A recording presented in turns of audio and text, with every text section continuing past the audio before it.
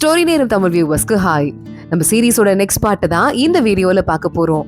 சொங்க காப்பாத்துறதுக்கு என்ன பண்றதுன்னு தெரியாம கோகோல இருந்து எல்லாரும் ஷாக் ஆயிட்டு நின்னதோட தான் லாஸ்ட் எபிசோட் முடிஞ்சுது.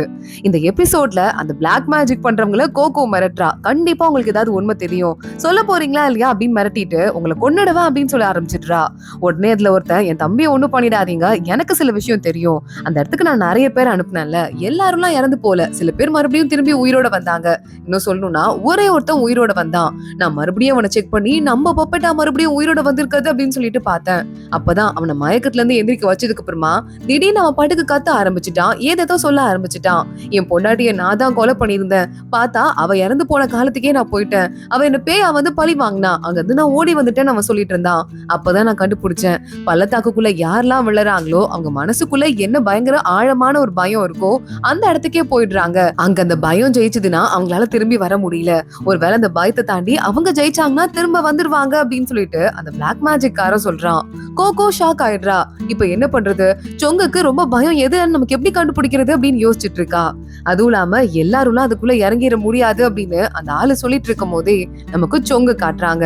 சொங்கு உள்ள விழுறவன் நேரா ஏதோ அரண்மனை மாதிரி இருக்கு, அந்த அரண்மனையில கண்டு முழிக்கிறான். அப்பாடா இளவரசன் ஏஞ்சிட்டாருன்னு சொல்லிட்டு அங்க இருக்கிற ஆளுங்க எல்லாம் அப்படியே ஹாப்பி ஆயிடுறாங்க. சொங்குக்கு ஒண்ணுமே புரியல, என் அம்மாக்கு என்ன ஆச்சு அப்படின்னு சொல்லிட்டு தான் எந்திரிச்சதுல இருந்து கேட்டுட்டு இருக்கான். அவன் நேரா அவங்க அம்மாவை ராணியை பாக்குறதுக்கு போக அங்க இருக்கிற ஆளுங்க எல்லாம் தடுத்து நிறுத்துறாங்க. ஆனா அதெல்லாம் தாண்டி சொங்கு பக்கத்துல போயிடுறான். பார்த்தா சொங்கோட அம்மா இறந்து போயிருப்பாங்க போல. ராணி பாக்க ராஜா வரக்கூட இல்ல. என் அம்மாக்கு என்ன ஆச்சு அப்படின்னு கத்திட்டு, இந்த ராஜா தான் எங்க அம்மாவை ஏதோ பண்ணிருக்கணும், அவர் தான் எங்க அம்மாவை தள்ளி விட்டாரு அப்படின்னு சொல்லிட்டு சொங்கு சொல்லிக்கிட்டே இருக்கான். அப்ப கீரை விழுந்ததுலயே அவங்க அம்மா இறந்து போயிருப்பாங்க போல. ராஜா கண்டுக்காத மாதிரி அங்க இருந்து போயிருக்காரு. சொங்கு பாத்துட்டு ராஜா இருக்கிற இடத்துக்கு நேரா ஓடி போயிட்டு இருக்கான். அங்க பார்த்தா ராஜா இவருக்கும் அந்த கொலைக்கும் சம்பந்தமே இல்லாத மாதிரி கேஷுவலா இருக்காரு.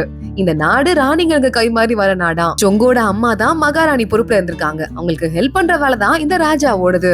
என் அம்மாவை என்ன பண்ணீங்க அப்படின்னு சொங்க கேட்க ஆரம்பிக்க, உங்க அம்மா இறந்து போயிட்டா, இங்க பாரு, பொண்ணுங்க முன்னாடி பைத்தியமா அலைய கூடாது, அது அம்மாவா இருந்தாலும் சரி, நாட்டை பாத்துக்க வேண்டிய பொறுப்பு நமக்கு நிறைய இருக்கு, அதனால நான் சொல்றதை கேட்டு அமைதியாரு அப்படின்னு சொல்லிட்டு இந்த ராஜா சொல்லிட்டு இருக்காரு. நீ என்ன மதிச்சுதான் ஆகணும் அப்படின்னு சொல்லிட்டு சொங்கு பயங்கரமா ஹார்ட் பிரேக் ஆயிடுறான். அடுத்த நாள் அரசவை கூடுது. இங்க பாருங்க, கிரவுன் பிரின்ஸ் இருக்கார்ல, அந்த பையன் சின்ன பையனா இருந்தாலும் அவனை ராஜா வாக்குங்க, நாங்க எல்லாருமா சேர்ந்து ஹெல்ப் பண்றோம் மினிஸ்டர்ஸ் எல்லாம் சொல்றாங்க. இல்ல ராணி இறந்து போறதுக்கு முன்னாடி என்னதான் ராஜாவா பொறுப்பேத்துக்க சொன்னாங்க, பையன் ரொம்ப குட்டியா இருக்கதால கொஞ்சம் நாள் ஆகட்டும்னு சொன்னாங்கன்னு இந்த ராஜா அவனாவே வாலண்டியரா அந்த பொறுப்பேத்துட்டு யாரெல்லாம் எதிர்த்து பேசுறாங்களோ அந்த மினிஸ்டர்லாம் அரெஸ்ட் பண்ண சொல்றான். மினிஸ்டர்களை அரெஸ்ட் பண்ணி கூட்டு போகும்போது பாத்தீங்களா அநியாயத்தை அப்படின்னு கத்திட்டே போயிட்டு இருக்காங்க. சொங்குக்கானா ஒன்னும் பண்ண முடியல. இங்க அடுத்து கோகோ இருக்கால, அந்த கிழவனுங்களை கூப்பிட்டு எப்படி நம்ம மனசுல இருக்கிற பயத்தை தெரிஞ்சுக்கிறது, நம்ம பயம் இல்லாட்டி மட்டும்தான் அங்க உள்ள போக முடியும் நீ சொன்னல அப்படின்னு கேட்க, ஆமா அதுக்கு இந்த மிஷின் மேல கைய வைங்க அப்படின்னு நமக்கு சொல்லிட்டு இருக்காங்க. முதல்ல போறதே நம்ம அசிஸ்டன்ட் தான். போய் இந்த மிஷின்ல கைய வச்சு பாக்குறான். பார்த்தா அவன்ல ஒரு புலி வருது. ஓ இவனுக்கு புலினா பயம் போல அப்படின்னு அந்த கிழவனுங்க சிரிக்கிறாங்க. அடுத்து நம்ம சீனியர் போறான். அவன் வச்சு பார்த்தா மாஸ்டரோட உருவம் வருது. மாஸ்டர்னா இவனுக்கு அவ்வளவு பயமா. இதெல்லாம் பார்த்துட்டு அவங்க சிரிச்சிட்டு இருக்க, அடுத்து கோகோ போறா. நான் கை வச்சு பாக்குறேன் அப்படின்னு. ஆனா அவளுக்குன்னு சொல்லிட்டு எந்த பயமும் கணக்கு தெரியல. உனக்கு எந்த இன்னும் டீமனும் இல்லையா, எப்படி ஒரு பொண்ணு இப்படி இருக்கா அப்படின்னு சொல்லிட்டு மத்தவங்க எல்லாம் ஷாக் ஆயிட்டு பாத்துட்டு இருக்காங்க. அப்ப நான் போக முடியும் தானே, சொங்க காப்பாத்துறதுக்கு நான் போறேன் அப்படின்னு அவ சொல்லிடுறா. இல்ல மாதிரி உனக்கு ஆபத்து வருமா அப்படின்னு சீனியர் சொல்ல, எனக்கு எவ்வளவோ ஹெல்ப் பண்ணிருக்கான் சொங்க, அவனை காப்பாத்தாம நான் விட்டேன்னா எனக்கே நான் பண்ணிக்கிற பெரிய துரோகமா இருக்கும். சீனியர் என்னை பத்தி யோசிக்காதீங்க, நான் அவனை போய் எப்படியாவது காப்பாத்தி கூட்டு வந்துடுறேன், அப்பதான் எல்லாம் நல்லபடியா நடக்கும்னு சொல்ல, இந்த மருந்தை வச்சுக்கோ, இது உனக்கு ஆபத்துல கை கொடுக்கும் புரியுதா, இது ஆனா வெறும் டெம்பரவரி தான், அதுக்குள்ள நீ திருப்பி ஓடி வந்துடணும், சீக்கிரமா வந்துரு, அவனை புடிச்சதுமே கூட்டு வந்துரு அப்படின்னு சீனியர் அனுப்பி வைக்கிறாரு. இன்னொரு பக்கம் நேரா நம்ம கோகோ போயிட்டு அசிஸ்டன்ட் கிட்ட, அவனுக்கு ஆள் மனசுல என்ன பயம் இருக்குன்னு உனக்கு தெரியுமா அப்படின்னு கேட்க, சத்தியமா எனக்கு தெரியல, எனக்கு வந்து ரொம்ப கவலையா இருக்கு அப்படின்னு அவன் சொல்லிட்டு இருக்கான். இப்ப கோகோ வந்துட்டு பள்ளத்தாக்குல குதிக்க முடியாதுல்ல, அவ ஒரு ஆத்து வழியா போணுமா. ஆனா அந்த ஆத்துல தண்ணிக்கு பதிலா ஆசிட் மாதிரி ஃபில் ஆயிருக்குமா, காலை பயங்கரமா போட்டு வலி உயிர் போயிருமா. அந்த கஷ்டத்தையும் பொறுத்துட்டு நம்ம கோகோ இறங்கி அந்த தண்ணிக்குள்ள நடந்து போயிட்டு இருக்கா. ரொம்ப வலிக்க ஆரம்பிக்குது. ஆனா சொங்க காப்பாத்தணும் அப்படின்னு சொல்லிட்டு அவ பாட்டுக்கு நேரா உள்ள போயிடுறா. இங்க பார்த்தா சொங்க கிட்ட அவங்க அப்பா, அதாவது இந்த ராஜா இருக்கான்ல, அந்த ஃபர்ஸ்ட் பிரின்ஸ் ஒருத்தர் இருக்கான், அந்த பையன் வந்துட்டு இங்க ராஜா ஆக கூடாது அப்படின்னு சொல்லிட்டு சண்டை போட்டிருப்பான் போல. அதனால அவனுக்கு ராஜ துரோகம் பண்ணிட்டான் அப்படின்னு மரண தண்டனை கொடுத்திருக்காரு. அந்த பையனுக்கு மரண தண்டனை நிறைவேற்றுற பொறுப்பை நம்ம சொங்க கிட்ட கொடுத்திருக்காரு. சொங்குக்கு வேற வழியே இல்ல. நேரா ஃபர்ஸ்ட் பிரின்ஸ் கிட்ட போய் நிக்கிறான். ஃபர்ஸ்ட் பிரின்ஸ், தம்பி எப்படியாவது நீ உயிரோட பத்திரமா இரு, அதுவும் இல்லாம நம்ம மத்த தம்பிங்களெல்லாம் பாத்துக்கோ அப்படின்னு சொல்லியிருக்காரு. சரி ஓகே அண்ணா, நீ கவலைப்படாத, நான் எல்லாரையும் பாத்துக்கிறேன் அப்படின்னு சொல்லிட்டு தண்டனையை நிறைவேற்றுங்கன்னு சொங்க அழுதுட்டே சொல்ல அந்த ஃபர்ஸ்ட் பிரின்ஸ்க்கு தண்டனையை நிறைவேற்றிடுறாங்க. சொங்கால இந்த கஷ்டத்தை தாங்கிக்கவே முடியல. அவன் பாட்டுக்கு அமைதியா திரும்பி அழுதுட்டு இருக்கான். அப்ப பார்த்தா ஒரு குட்டி பையனை காட்டுறாங்க. இந்த பையன் தான் அந்த கிரவுன் பிரின்ஸா, இவன் தான் பொறுப்பேத்துக்கணுமா.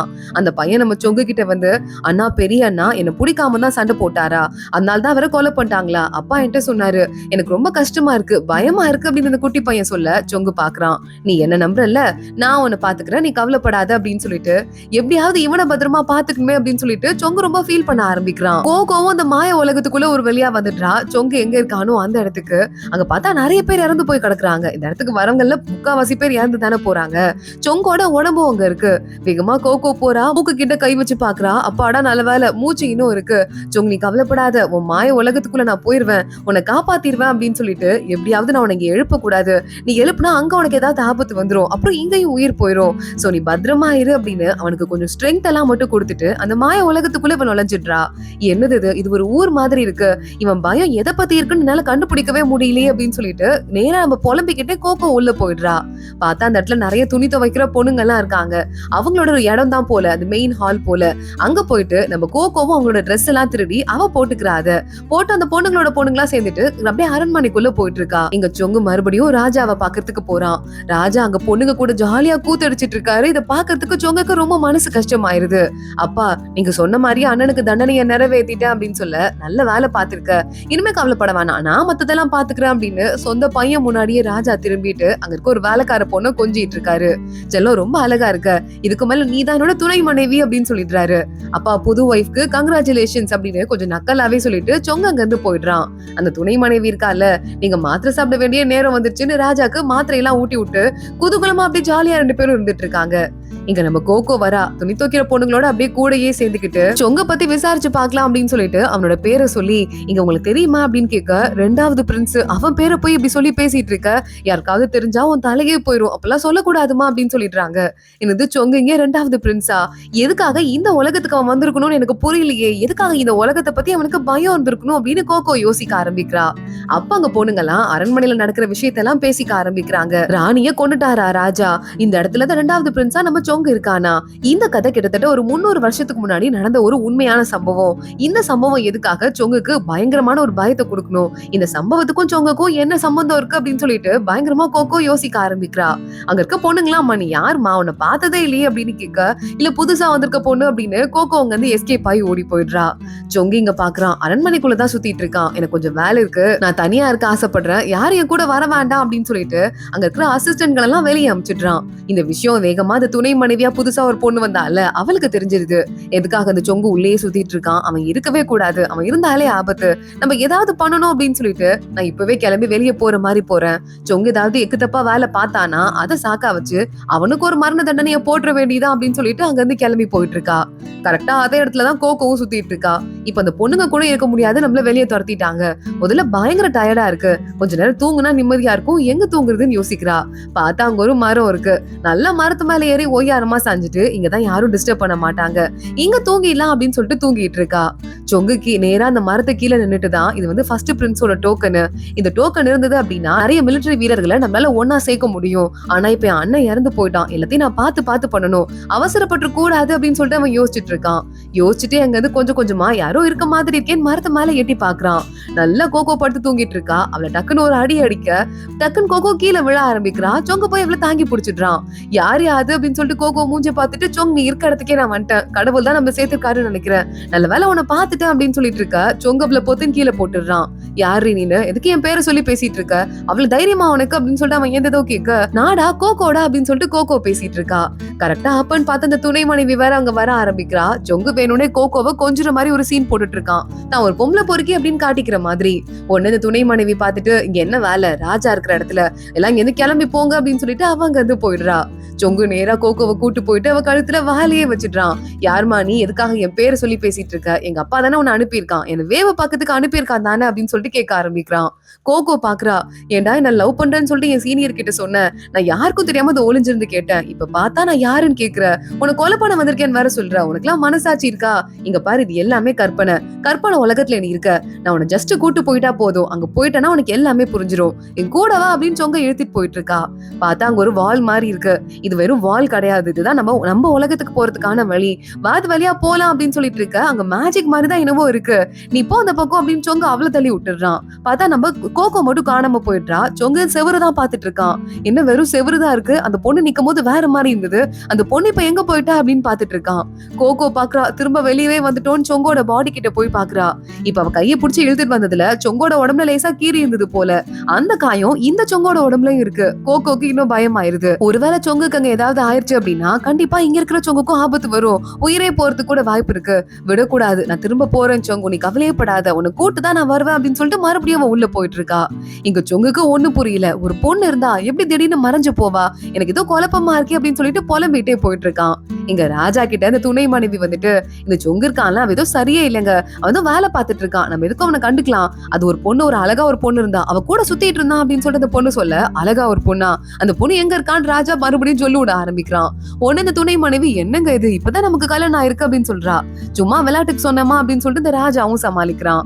இங்க சொங்கு நேரா அந்த குட்டி பையன் கிரவுன் பிரின்ஸ் இருக்கான்ல, அவன் இருக்கிற இடத்துக்கு வந்துட, அண்ணா எனக்கு ரொம்ப போர் அடிக்குது, அம்மா இல்லாம ரொம்ப ரொம்ப கஷ்டமா இருக்கு, நீ கொஞ்சம் ஏதாவது கதை சொல்றியா அப்படின்னு கேட்க, சொங்க உடனே கோகோவோட கதையை சொல்றான். இந்த கதையெல்லாம் கேட்டு முடிச்சுட்டு, என்னது வானத்துல இருந்து ஒரு பொண்ணு வந்தாளா, அப்புறம் காணாம போயிட்டாளா, எனக்கு என்னமோ அந்த பொண்ணை பார்க்க கெட்ட பொண்ணு மாதிரி தெரியல, தேவதை மாதிரி தெரியுது அப்படின்னு சொல்ல, தேவதையா, அப்படி கூட பாக்கலாமோ அப்படின்னு சொங்கு மனசுக்குள்ள யோசிக்க ஆரம்பிக்கிறான்.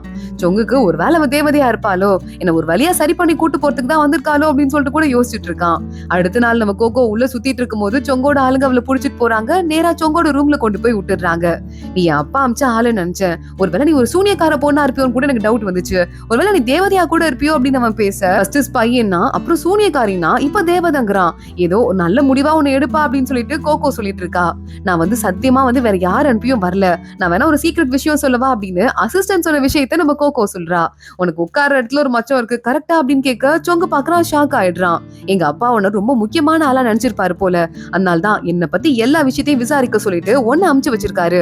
எங்க அப்பாக்கு நீ அந்த அளவுக்கு முக்கியமான ஆளு அப்படின்னா நான் உன்னை பத்திரமா பாத்துக்கிறேன், எங்க அப்பா என்ன என்ன செய்ய போறாரு, உன்னை எப்படி யூஸ் பண்ணிக்க போறாரு அப்படின்னு கண்டுபிடிக்க வேண்டியதான் இது என்னோட வேலை. இனிமே இந்த பொண்ணை பத்திரமா பாத்துக்கோங்க, இவளுக்கு ஒரு ரூம் கொடுத்து அவளை தங்க வைங்க அப்படின்னு சொல்ல நம்ம கோகோவை கூட்டு போறாங்க. ரூம் பயங்கரமா பெருசா இருக்கு. என்னது இது, நம்மள ஸ்பையனும் சந்தேகப்படுறான், இவ்வளவு பெரிய ரூம்ல தங்க வைக்கிறான், இதுக்கு என்ன அர்த்தம்னு சொல்லிட்டு சத்தியமா ஒண்ணும் புரியலையே அப்படின்னு சொல்லிட்டு கோகோ யோசிக்க ஆரம்பிக்கிறா. சொங்க அங்க போதையில வந்துடுறான். எதுக்கு சொங்க இங்க வந்த, என் ஞாபகம் உனக்கு வந்துச்சா அப்படின்னு கோகோ கேட்க, நீங்க அப்பா உன்னை அமிச்சிருக்காருல, நான் உன்ட்ட மயங்கணும்னு தானே அமிச்சிருக்காரு, நான் வேற பயங்கரமா குடிச்சிருக்கேன், நான் உன்ட்ட மயங்கிட்டேன், இப்ப நான் உன்ட்ட தப்பா நடந்துக்க போறேன் அப்படின்னு சொல்லிட்டு அவகிட்ட தப்பா நடந்ததுக்கு பிஹேவ் பண்ண ஆரம்பிக்கிறான். கோகோ பாக்குறா, பயங்கர வேகமா அவனை தள்ளி விட்டுட்டு ஓரமா போய் உட்காந்து அழுதுட்டு இருக்கா. சொங்கி என்னைக்குமே இப்படி பண்ற ஆள் கிடையாது. அப்ப அவனையே இப்படி பண்ண வைக்கிறாங்கன்னா அவன் மனசுக்குள்ள அப்படி என்ன ஒரு இன்னர் டீமன் இருக்குன்னு எனக்கு தெரியவே இல்ல. அதை எப்படியாவது நம்ம சரி பண்ணணும். ஒருவேளை அவங்க அப்பா தான் அது எல்லாத்துக்கும் காரணமோ, அவனை ஒரு வேலை ஏதாவது பண்ணோம்னா நம்ம சொங்கு சரியா போயிடுவானோ அப்படின்னு சொல்லிட்டு யோசிச்சுட்டு இருக்கா. சொங்கு இங்க பாக்குறான், அண்ணா நான் உன்னை கொலை பண்ணிட்டேன், இன்னைக்கு உனக்கு பிறந்த நாள் அப்படின்னு சொல்லிட்டு அவன் பாட்டுக்கு அழுதுட்டே படுத்துட்டு இருக்கான். அதோட தான் இன்னைக்கு எபிசோட் முடியுது. அடுத்தடுத்து என்ன ஆக போகுது தொடர்ந்து பார்க்கலாம். இந்த வீடியோவை லைக் பண்ணிக்கோங்க, மறக்காம நம்ம சேனலுக்கு சப்ஸ்கிரைப் பண்ணிட்டு பெல் ஐக்கானையும் கிளிக் பண்ணிக்கோங்க. அடுத்த வீடியோல பார்க்கலாம். அது வரைய பாய்.